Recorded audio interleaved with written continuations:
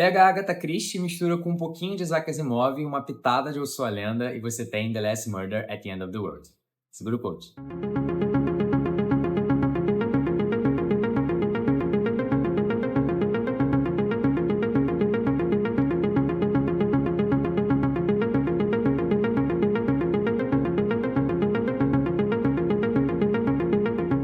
Fala galera, Revini aqui, reviews honestos e sem camisa pra vocês. E hoje a gente vai conversar sobre The Last Murder at the End of the World, o livro novo do Stuart Turton. Ele é um ator britânico, que é um best-seller lá na Inglaterra, mas aqui no Brasil eu não tinha ouvido falar dele muito bem, até ter contato com esse livro por conta do Goodreads. Mas ele tem um outro livro publicado aqui no BR, em português, pela editora dublinense, que é As Sete Mortes de Evelyn Hardcastle, que também é um murder mystery, também é um estilo Agatha Christie, Sherlock Holmes, enfim, que tem que descobrir quem é o assassino, quem é o culpado, misturado ali com um pouquinho de ficção científica, uma distopia tecnológica.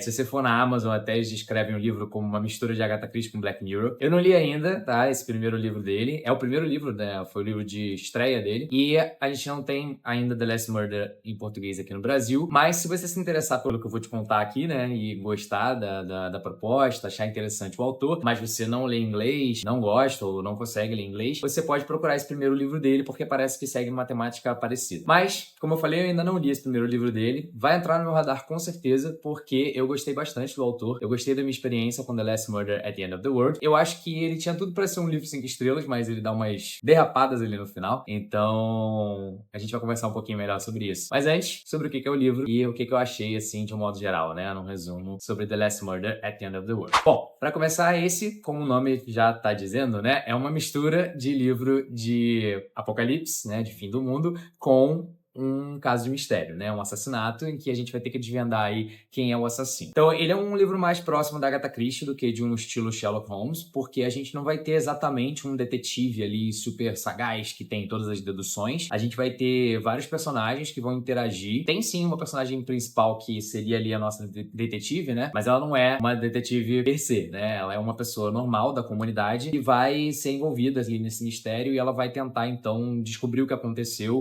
conversando com as pessoas, procurando pistas e tal, e, claro, fazendo deduções mais baseadas, assim, nessa interação com os outros membros da comunidade. Então, é um estilo que é mais próximo do da Agatha, pra quem lê os livros dela, sabe que a gente tem o Poirot, em alguns dos livros, os livros mais famosos dela tem ali o Poirot, mas eu diria que esse livro é mais parecido com os que não tem o Poirot, Então, livros da Miss Marple, por exemplo, que vão ser mais nesse estilo de uma pessoa comum que vai tentar desvendar ali um caso. E a gente tem também, em paralelo, a parte, é claro, do fim do mundo, End of the world. Então, o mundo acabou, na verdade, de certa forma. A humanidade, entrou em colapso por conta de uma espécie de arma biológica. Ele não explica muito bem o que é, mas tudo bem também, não é a intenção do livro, de explicar. Mas, aparentemente, é uma arma biológica que saiu do controle e ela é uma espécie de névoa que vai se espalhando pelo mundo, E essa névoa contém vários insetos bizarros, assim, que destroem tudo que é vivo que entra nessa névoa. Então, tudo que é animal, Então, essa névoa não é só perigosa para seres humanos, Ela também destrói animais, Pássaros, peixes, tudo que entra em contato com esses insetos acabam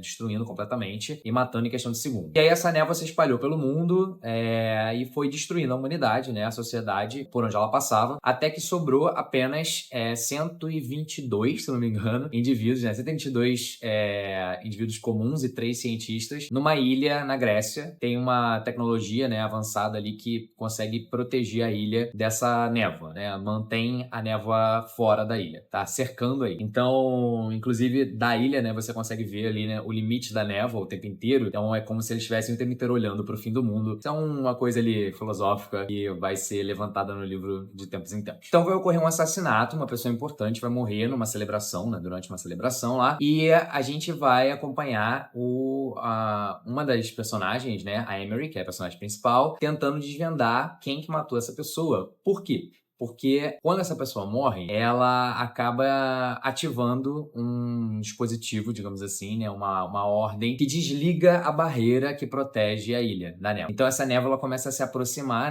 da ilha, a fechar a ilha, e a humanidade tem aí poucas horas, se não me engano são 107 horas quando o livro começa, para resolver o mistério e conseguir restaurar as barreiras para impedir que essa névoa consuma a ilha completamente e destrua todo mundo lá dentro e acabe com a humanidade de vez. Então, por isso que o nome é é The Last Murder at the End of the World, né? O último assassinato no fim do mundo, porque é o último assassinato mesmo. Se eles não resolverem esse assassinato, tudo vai acabar, a humanidade vai deixar de existir por completo. E a gente vai acompanhar, então, a Emery, principalmente, mas também vários outros personagens dessa comunidade, né, que eles constroem, que a comunidade constrói, e vai começar, vai entender, assim, aos poucos, como é que essa comunidade funciona, quem são essas pessoas, quem são os cientistas, vai entender as relações entre esses personagens, né, e vai acompanhar ali, ao mesmo tempo que a gente está tentando desvendar esse mistério, o que significa tudo aquilo ali, por que aquela ilha ali existe, por que ela sobreviveu e, enfim, quem são aquelas pessoas ali que foram poupadas do fim do mundo. Então, a gente está ao mesmo tempo descobrindo não só o mistério do assassinato, mas também o mistério de tudo ali, né? De quem são aquelas pessoas, de onde elas vêm, por que tem algumas coisas estranhas ali que acontecem. E assim, eu não considero um spoiler, porque você vai perceber isso logo no início do livro, mas a gente vai acompanhar essa história por meio de um narrador que não é qualquer um. Na verdade, é um narrador muito especial. Ela também é um personagem dessa história, tá? Então, pra quem viu meu vídeo de Quinta Estação, em que eu comento sobre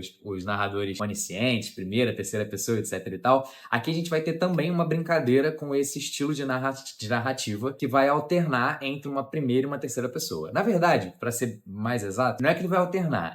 O livro ele é todo contado em primeira pessoa. O nosso narrador, ele tá conversando com a gente, tá? E tá contando a história do ponto de vista dele. Só que essa personagem, que é esse narrador, é onisciente, porque ela é uma IA. Ela é uma IA que tá dentro da cabeça de todos os personagens, tá? Então ela é uma espécie ali de conselheira, enfim, ela é uma consciência única que perpassa por pela consciência de todos os personagens. Então ela conversa com eles, ela tem que ter em contato com eles, e ela também tá ciente de tudo que tá acontecendo na ilha o tempo inteiro, tá? Porque ela é essa inteligência artificial que tá ali, né, no meio de tudo, né? Ela sabe tudo que tá acontecendo, ela tem contato com tudo. Então a gente vai acompanhar essa história do ponto de vista da Abby. E eu achei isso uma das coisas muito legais do livro, porque eu não esperava, eu achava que a gente ia ter essa narração em terceira pessoa, que é como ele começa ali, né? Uma coisa bem destacada, né? Só contando pra gente essa história. Mas na verdade não, a gente vai ter a Abby contando, e por mais que a maior parte do tempo ela fale de uma forma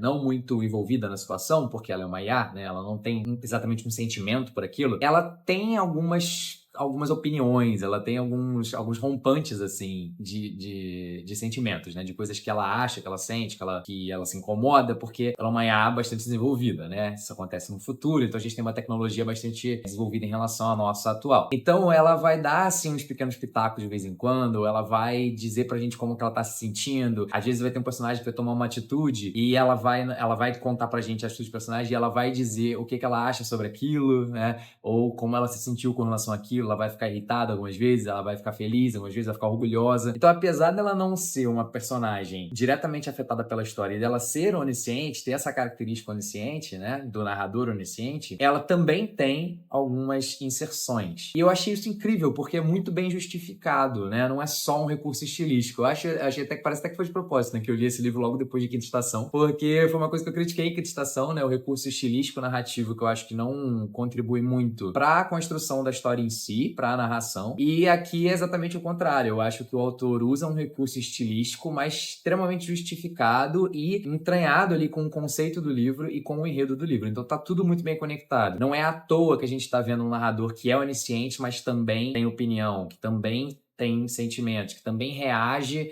emocionalmente às situações, né?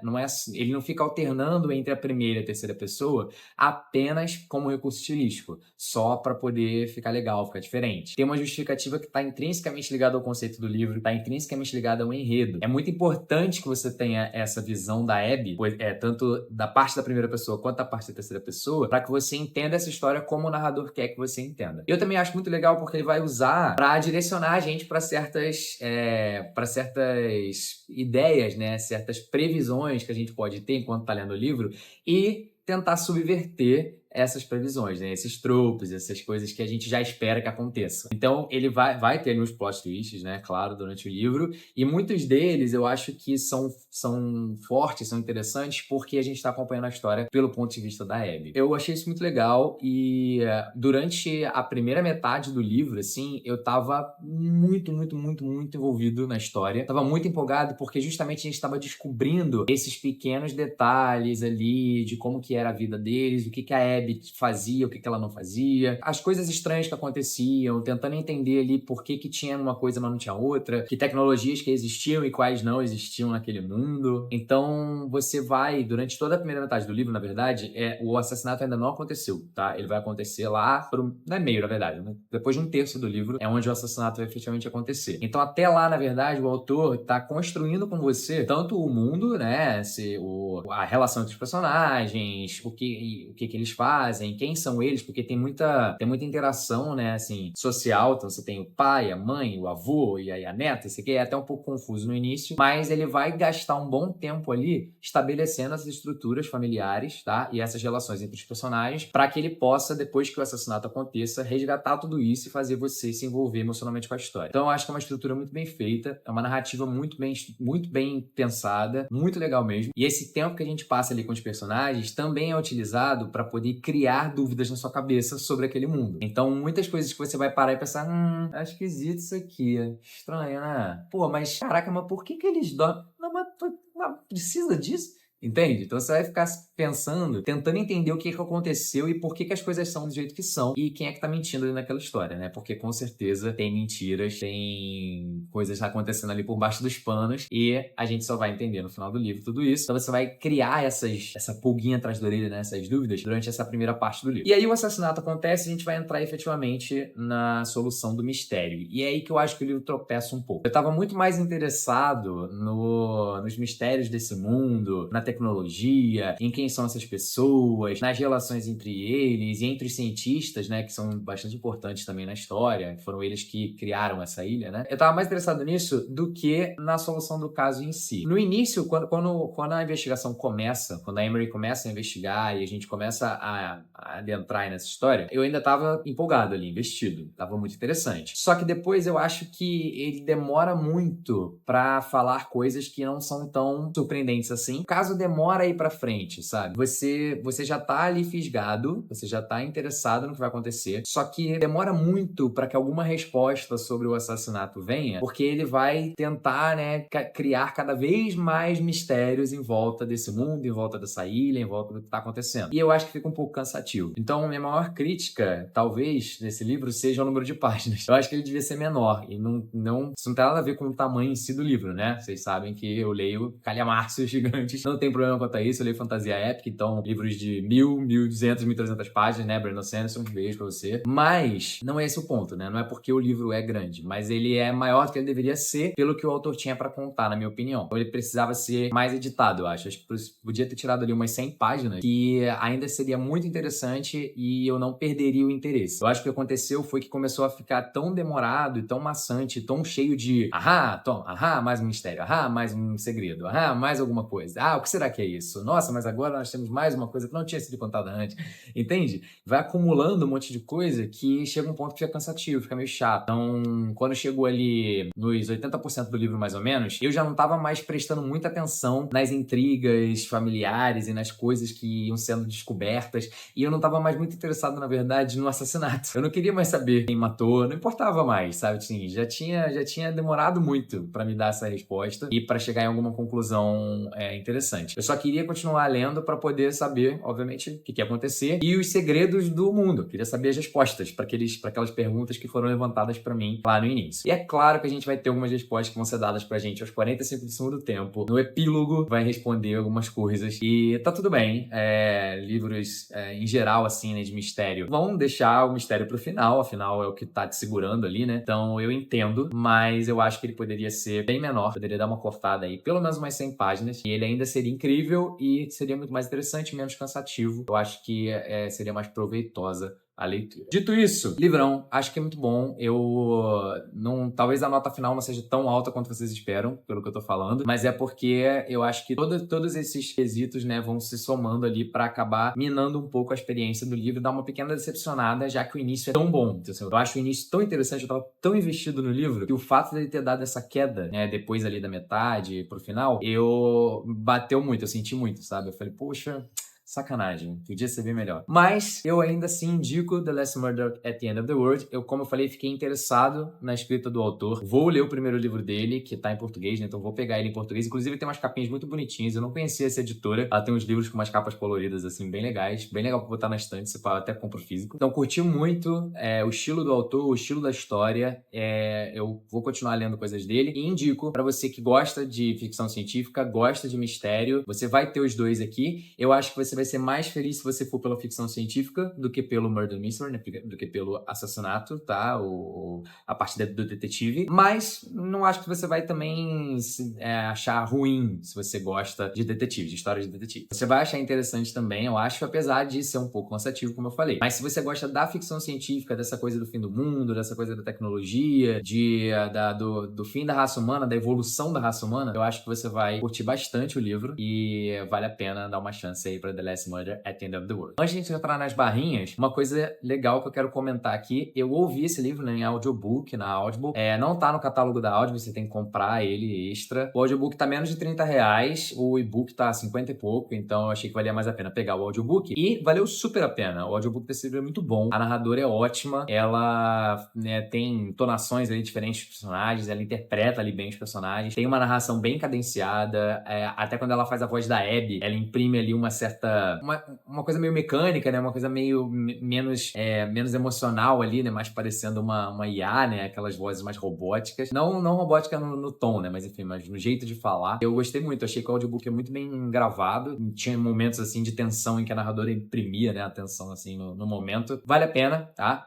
O audiobook, pra quem quiser, pra quem gostar de audiobook, eu super recomendo. Barrinhas para The Last Murder at the End of the World. Então, notas em conceito, narrativa, mundo, enredo e personagens. Dessa vez eu acertei a ordem. Barrinha cheia para conceito. The Last Murder at the End of the World tem uma premissa muito interessante. Eu acho que ele já te ganha na sinopse ali, né? Inclusive, eu acho a sinopse muito bem escrita do livro. É o tipo de coisa que você lê e já te fisga, assim. Eu acredito até que algumas pessoas que deram uma nota mais baixa, provavelmente foi porque gostaram muito da sinopse, né? Ficaram muito empolgados com a sinopse, se decepcionaram mais do que eu com o livro. Eu acho que não só por causa da premissa, né? Conceito é mais do que premissa na minha concepção. A ideia, né, do que ele trabalha no livro é muito interessante. Então ele vai conversar ali não só sobre o assassinato em si, né, e o fim do mundo, mas sobre o papel da humanidade na Terra, o que significa, né, tipo, o fim do mundo para a humanidade. Então, assim, não é só o fato de que o mundo tá acabando porque tem uma névoa com insetos tomando, né, tudo. Isso também faz com que a sociedade quebre, isso também faz com que o ser humano mostre o seu pior lado. E aí ele vai conversar muito sobre se vale a pena, né, salvar o mundo. Tudo isso está envolto aí nesse livro. Tem também o lance da IA contando a história. Eu acho isso genial. Acho que isso é parte do conceito, que é uma das partes mais legais. Não é uma novidade no sentido de que, é claro que a gente já teve outras histórias contadas, né, por robôs e, enfim, por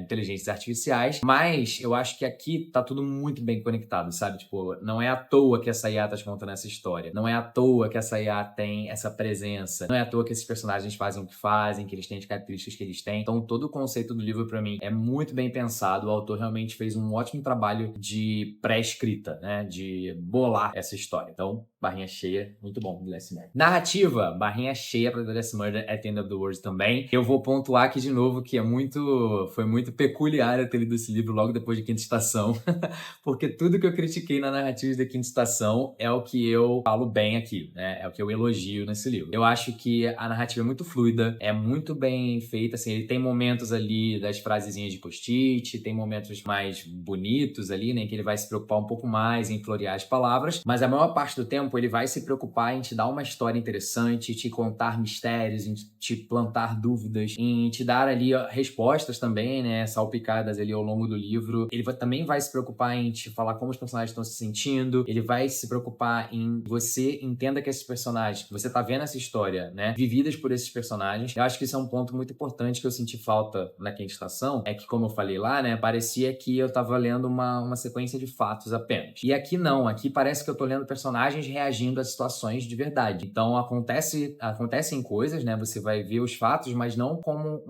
um diário, não como uma sequência de acontecimentos. Você vai ver como que os personagens estão reagindo àqueles acontecimentos. Então você vai saber que aconteceu tal coisa porque tal personagem se sentiu daquele jeito, ficou daquela forma. Então a narrativa ela tá o tempo inteiro conectada com os personagens, com as emoções, com o desenvolvimento deles, né, o desenvolvimento do arco dos personagens, com o que tá acontecendo na cabeça da inteligência artificial. Então, como eu falei, eu acho que essa é uma jogada de mestre, porque mesmo quando ele tá te narrando fatos, dando respostas de mistérios que poderiam soar como um infodump, né, como jogando informações na sua cara, não parece isso, porque parece que a IA precisa falar aquilo porque é como ela tá reagindo naquele momento, é como ela tá reagindo àquilo que tá acontecendo. Então eu gostei muito da escrita do autor, acho que ela é fluida o suficiente, ela é bonita quando tem que ser, e ela tem propósito, e ela é muito conectada com o desenvolvimento dos personagens. Então, narrativa barrinha cheia pra The Last Murder at the End of the World. E pro Stuart Turton, claro. Mundo. Eu vou dar meia barrinha pra Mundo, porque eu acho que ele cria dúvidas e segredos muito interessantes, mas as respostas desses segredos não foram tão satisfatórias sempre. Eu acho que algumas coisas poderiam ser mais criativas. Claro, né? A gente sempre bebe de várias fontes quando a gente cria as nossas histórias, os nossos mundos. E esse não é um mundo de fantasia, mas é um mundo de ficção científica em que ele teve que criar muita coisa. Ele teve que criar por que o mundo acabou, como que o mundo acabou, o que isso impactou, né, na humanidade, o que é aquela ilha, por que aquela ilha sobreviveu, quais são as tecnologias que fizeram aquela ilha sobreviver, quem são aquelas pessoas, por que aquelas pessoas sobreviveram. Então tudo isso tem a ver com a construção de mundo.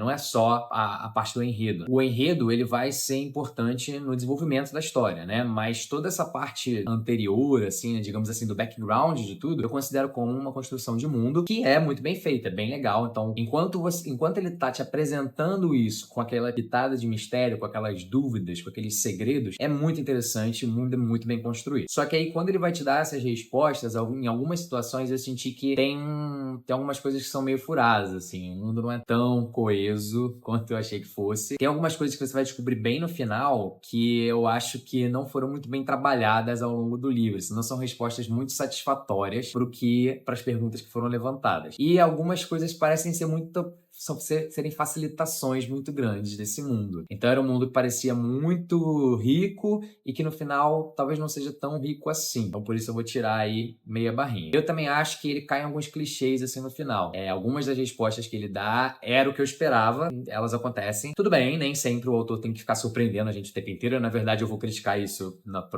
próximo tópico. Algumas coisas eu acho que eu precisava assim que fosse surpreendida, assim, que fossem um pouquinho mais criativas. Então no final, se você pega o final do livro, né, e você olha para o mundo construído e você fala, é um mundo pós-apocalíptico bem comum, assim, as soluções tecnológicas, as criações dele para essa ficção científica pós-apocalíptica não são muito diferentes de outras que a gente lê por aí. Então, por conta disso, meia barrinha. Enredo também vai receber meia barrinha. Por quê? Eu acho que, como eu já falei na parte do resumo inicial, o primeiro terço, na verdade até metade do livro, é muito interessante. O enredo é muito, muito, muito, muito bom. De verdade. Eu tava muito fisgado, eu queria continuar ouvindo ali o tempo inteiro.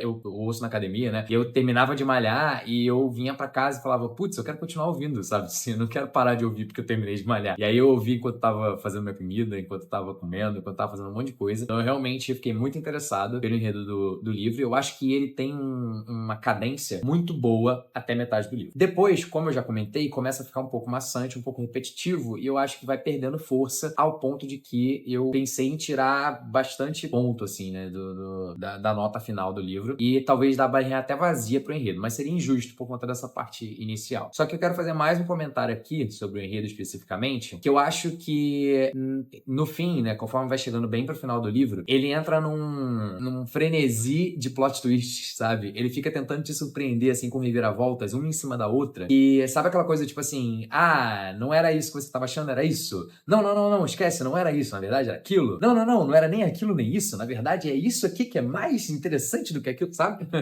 Então ele vai sempre jogando o próximo plot twist em cima do antigo e dizendo pra você que é aquilo e depois que não é, e depois que não é, e depois que não é, sabe? Ele volta na mesma parte do mistério várias vezes, te dando cada vez uma informação nova e mudando aquilo que você achava antes. Eu não gosto disso. Eu acho que plot twist é muito legal, tá? Acho muito, muito interessante. E quando eles são bem feitos, assim, um plot twist em cima do outro, dois plot twists, já é muito maneiro. Quando você começa a querer surpreender o leitor a cada virada de página, né? E você começa a desfazer o que você fez antes para poder gerar o próximo plot twist, eu acho que você perde força. Então, os plot twists, o terceiro, o quarto, o quinto sobre o mesmo assunto, você começa a ficar, tá tá bom, sabe? O próprio assassinato, né, ele vai ter vários plot twists assim, sobre quem é o assassino, né? Ele vai e volta várias vezes nessa história. Eu já tava meio de saco cheio, assim, como eu falei, quando acontece a revelação final de quem é, não me choca nada, sabe? Assim, não é porque eu adivinhei quem era, não é isso, sim. É claro que é um dos suspeitos, né? Você tem vários suspeitos ao longo do livro e no final vai ser um deles. Mas assim, não é por isso. Não me importa que tenha sido quem foi, sabe? O que importa é que quando foi revelado, já tinha tido tantas reviravoltas sobre isso, já tinha tido tantas informações novas que eu não estava mais interessado. Então, por conta disso, eu vou dar meia barrinha pro enredo, porque eu acho que ele é muito bom até a metade e ele é interessante até o final, mas ele peca nesses quesitos que eu acho muito importante, principalmente esse lance dos diversos plot twists, das diversas reviravoltas. Por fim, personagens, eu vou dar meia barrinha pra The Last Murder at the End of the World, porque eu até pensei em dar barrinha cheia. Eu acho que os personagens todos são legais, assim, a maioria deles, na verdade, né, não todos. Eu gosto bastante da Emery, a personagem principal. Acho que ela é a personagem perfeita ali pra resolver o caso e também tem uma justificativa dela ser como ela é, então assim, acho que ela é bem construída, ela tem um arco legal. Eu gosto muito também do personagem do pai da Emery, que é o Seth, eu acho que é Seth. Eu acho ele muito interessante, ele vai ser um contraponto pra Emery muito legal e o arco dela é muito maneiro.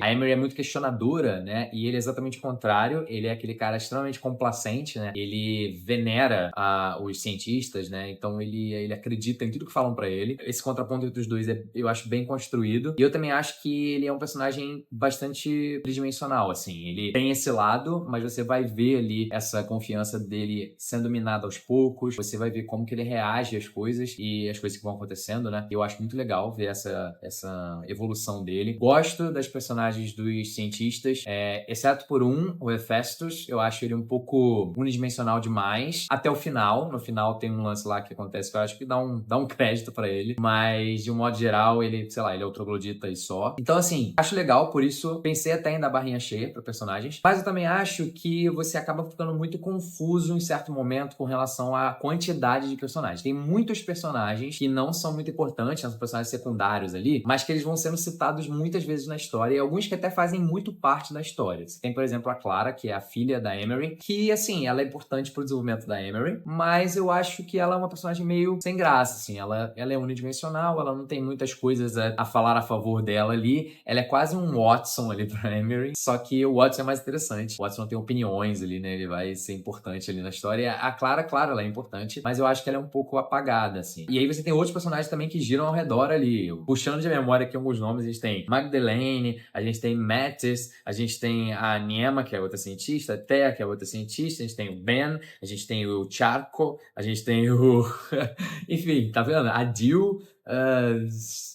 Tá vendo? É bastante gente. E tem muito personagem e eu sinto que 90% desses personagens viram uma coisa só, viram uma massa e fica até difícil você às vezes lembrar dos nomes. Às vezes vai ter um nome que vai ser citado assim, acontece uma coisa e falar o personagem tal. E aí você fala, você tem que parar um tempo e pensar, cara, quem era tal personagem mesmo? Quem é fulano? Ah, tá, entendi. Isso só acontece porque esses muitos personagens, eles não têm características muito marcantes. Mesmo alguns que são importantes pro enredo, pro plot, eu acho que eles não têm, assim, muito bem um arco, um desenvolvimento, uma característica muito importante que faça você lembrar deles. Então, por conta disso, eu vou dar meia barrinha. Talvez se tivesse menos personagens, eu acho que o fato de ter alguns personagens unidimensionais, alguns personagens com um arco mais simples, não é um problema, né? Você não tem como também desenvolver um livro com 10 personagens e todos eles terem, né, arcos super complexos, backgrounds e histórias elaboradas ali em torno deles. Mas eu acho que como tem muitos personagens e esses personagens não têm, né, esse peso, isso acaba atrapalhando aí o próprio desenvolvimento do livro, o próprio desenvolvimento da narrativa. Então, por conta disso, meia barrinha para personagem. É isso. Essas são as minhas opiniões detalhadas sobre The Last Murder at the End of the World. E eu queria reafirmar que gostei muito do livro. Então, se você ficou interessado pelo que eu falei, dá uma chance. Eu acho que você vai curtir, independente de você concordar com as minhas críticas ou não. Talvez você dê uma nota um pouco maior, talvez uma nota um pouco menor. Mas eu não acho que você vai ter uma experiência ruim lendo esse livro, tá? Ele é interessante. Eu acho que ele vai te fisgar, vai te deixar curioso para saber o que vai acontecer, mesmo que ele fique maçante num certo tempo. Para The Last Murder at the End of the World, então, eu dou 3,5 estrelas. Essa foi a Revine. Muito obrigado, galera. Espero que vocês tenham curtido. Se ficaram interessados, me conta aqui no comentário o que vocês acharam da história do livro, da premissa do livro. Tão curiosos? Querem ler o outro livro do autor? Os outros livros, né? Ele tem mais de um, na verdade, né? Mas em português só tem um. Eu com certeza vou ler e possivelmente trago aqui uma review pra vocês também, dizendo se é melhor ou se é pior, o que eu achei aí. E quem sabe aí a gente não descobriu mais um autor que a gente vai acompanhar e ficar de olho em tudo que ele lança. Muito obrigado pela sua atenção. Se você curtiu esse vídeo, tem outras reviews aqui em algum lugar dessa tela. Tem outros vídeos, vlogs, bate-papos, listas, trends, sei lá, muita coisa e sempre sem camisa, que é o plot desse canal. Obrigado, galera. Até mais. Say the words.